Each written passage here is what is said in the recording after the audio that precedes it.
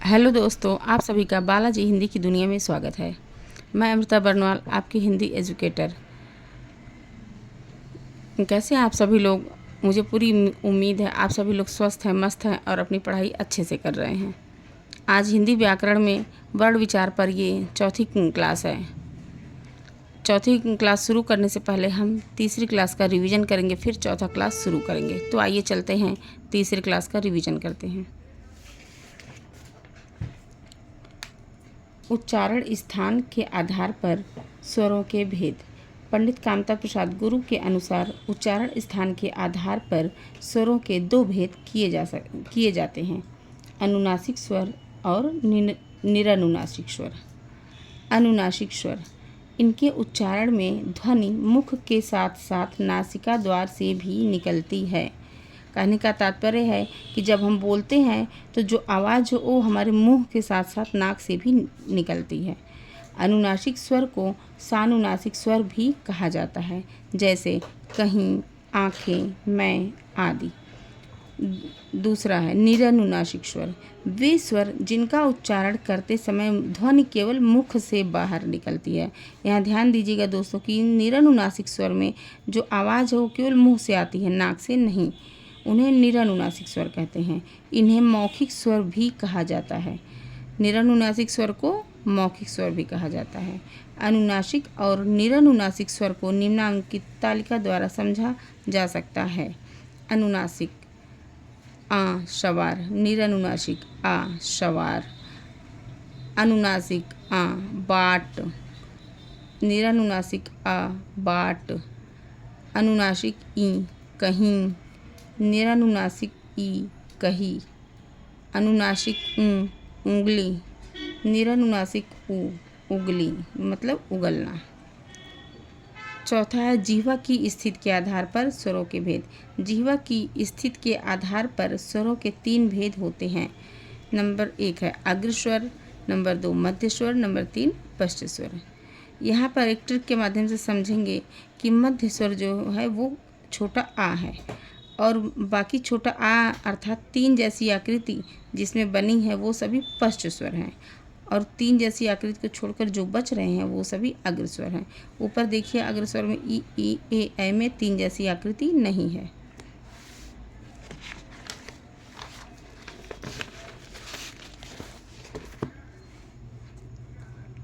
मुखाकृति के आधार पर स्वरों के भेद। मुखाकृति के आधार पर स्वरों के चार भेद होते हैं, समृद्ध स्वर, अर्धसमृद्ध स्वर, विवृत स्वर और अर्धविवृत स्वर। समृद्ध स्वर, समृद्ध का अर्थ है कम खुला हुआ। जिन स्वरों के उच्चारण में मुख कम खुले उन्हें समृद्ध स्वर कहते हैं, जैसे ई उ। इनकी संख्या है 4। अर्धसमृद्ध स्वर, जिन स्वरों के उच्चारण में मुख समृद्ध स्वर से थोड़ा अधिक खुलता है उन्हें अर्धसमृद्ध स्वर कहते हैं या वह अर्धसमृद्ध स्वर कहलाता है, जैसे ए और ओ। इनकी संख्या अर्धसमृद्ध स्वर की 2 है। विवृत स्वर, विवृत का अर्थ है विस्तार। आप सामान्य भाषा में इसको समझिए, विवृत को विस्तार। जिन स्वरों के उच्चारण में मुख अधिक खुला हुआ रहता है अर्थात विस्तार में खुला हुआ रहता है उन्हें विवृत स्वर कहते हैं, जैसे आ। इसकी संख्या केवल 1 है, बड़ा आ। इसको आराम से याद किया जा सकता है। अर्धविवृत स्वर, विवृत स्वर से थोड़ा कम और अर्धसमृद्ध से थोड़ा अधिक मुख खुलने पर जिन स्वरों का उच्चारण होता है उन्हें अर्धविवृत स्वर कहते हैं, जैसे आ, ए, औ। इनकी संख्या है 3।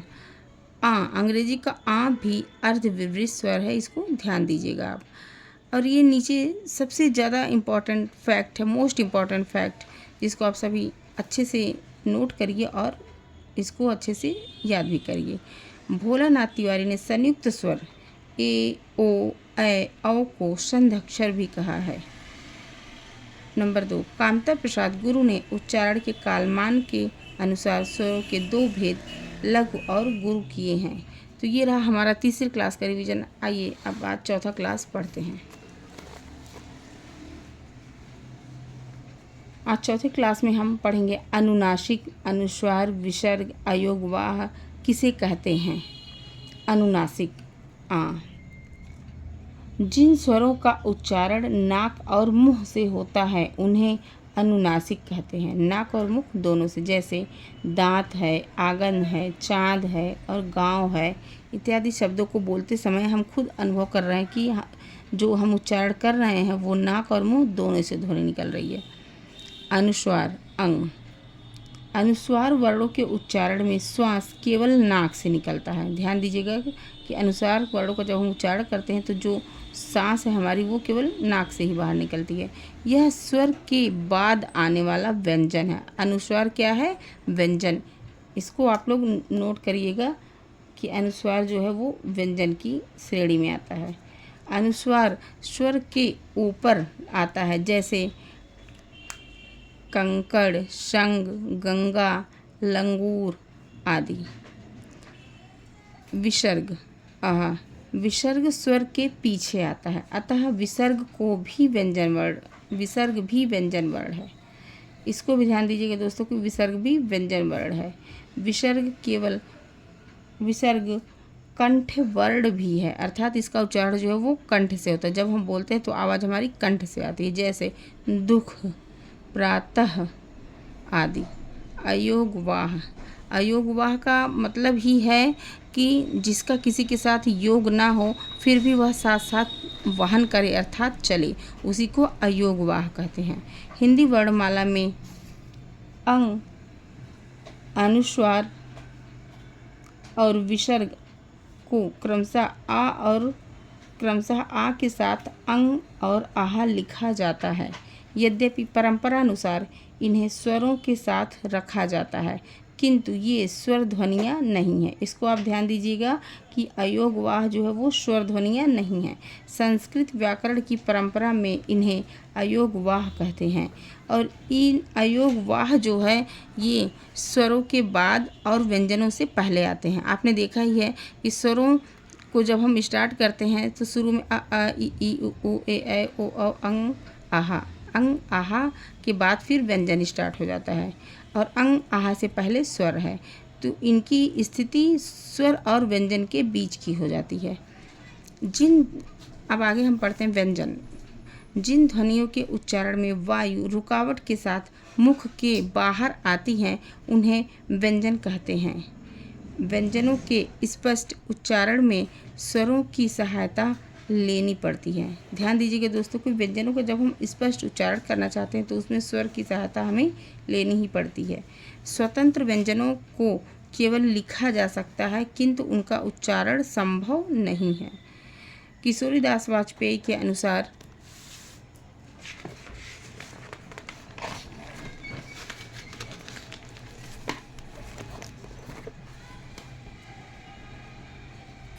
व्यंजन वर्णों को मुख्य 3 श्रेणियों में बांटा गया है। व्यंजनों को कितनी श्रेणियों में बांटा गया है? 3। स्पर्श व्यंजन, अंतस्थ व्यंजन और ऊष्म व्यंजन। स्पर्श व्यंजन की संख्या है 25, अंतस्थ व्यंजन 4 हैं और ऊष्म व्यंजन भी 4 हैं। स्पर्श व्यंजन का से मा तक होता है। अंतस्थ व्यंजन है या, र, ल, व और ऊष्म व्यंजन है स, श, श, ह। इस प्रकार हिंदी वर्णमाला में मूलतः कुल 33 व्यंजन हैं। कितने हैं? 33। स्वर और व्यंजन दोनों के वर्गीकरण को निम्नांकित तालिका द्वारा समझा जा सकता है। स्वर की संख्या है 11 और स्पर्श व्यंजन इनकी संख्या 25 है। अंतस्थ व्यंजन की संख्या 4, ऊष्म व्यंजन भी 4, अयोगवाह 2, द्विगुण व्यंजन 2, संयुक्त व्यंजन 4 और विशिष्ट व्यंजन है 1, जो अभी हाल ही में जुड़ा है वर्णमाला में। कुल इन सबको मिला करके हिंदी वर्णमाला में कुल 53 वर्ण हैं वर्तमान में। इन वर्णों का उच्चारण स्थान निम्न तालिका द्वारा हम समझ सकते हैं। कंठ। कंठ से किसका उच्चारण होता है? कवर्ग अर्थात क, ख, ग, घ, ङ, आ, हा और आहा। इनका उच्चारण कंठ से होता है। तालव्य अर्थात तालु। जी, तालु से चवर्ग अर्थात च, छ, ज, झ, ञ, य, श, ई का उच्चारण होता है। मूर्धा मूर्धा अर्थात जीभ के पीछे का भाग, जीभ के नीचे का भाग।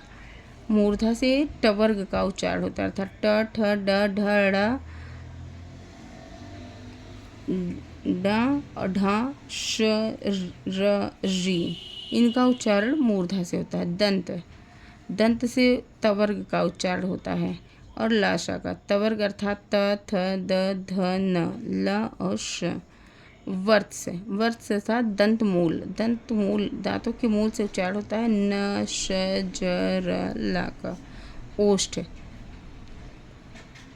ओष्ठ से उच्चारण होता है प फ ब भ म उ का, अर्थात पवर्ग और उ का उच्चारण ओष्ठ से होता है। दंतोष्ठ, दंतोष्ठ मतलब दांत और ओठ दोनों से व और फ का उच्चारण होता है। स्वर यंत्रीय, हा को स्वर यंत्रीय कहा जाता है। कंठ तालु, कंठ तालु से ए और ए का उच्चारण होता है। जब हम ए बोलते हैं तो हम यह अनुभव करते हैं कि ध्वनि जो है हमारे कंठ और तालु दोनों से टकरा कर बाहर आ रही है। कंठोष्ठ, ओ औ, नासिक के अर्थात नाक से सभी वर्ग का पंचमाक्षर और अंग नाक से उच्चारण किया जाता है। पंचमाक्षर जैसे कवर्ग का ङ, चवर्ग का ञ, टवर्ग का ढ, तवर्ग का न, पवर्ग का म और अंग का उच्चारण नाक से होता है। जिह्वा मूली, जिह्वा मूली फारसी का क, ख और ग, इन तीनों का उच्चारण जिह्वा मूल से होता है। तो ये रहा हमारा चौथा क्लास। दोस्तों, आपको हमारा क्लास कैसा लगा ये हमें ज़रूर से आप बताइएगा। और अगर हमारा क्लास आपको अच्छा लगे तो हमारे चैनल को लाइक, सब्सक्राइब और शेयर ज़रूर कीजिएगा, क्योंकि आपके ऐसा करने से हमारा मनोबल बढ़ता है, हमें एनर्जी मिलती है आगे और अच्छा आपको पढ़ाने की। मिलते हैं नेक्स्ट वीडियो में, तब तक के लिए नमस्कार।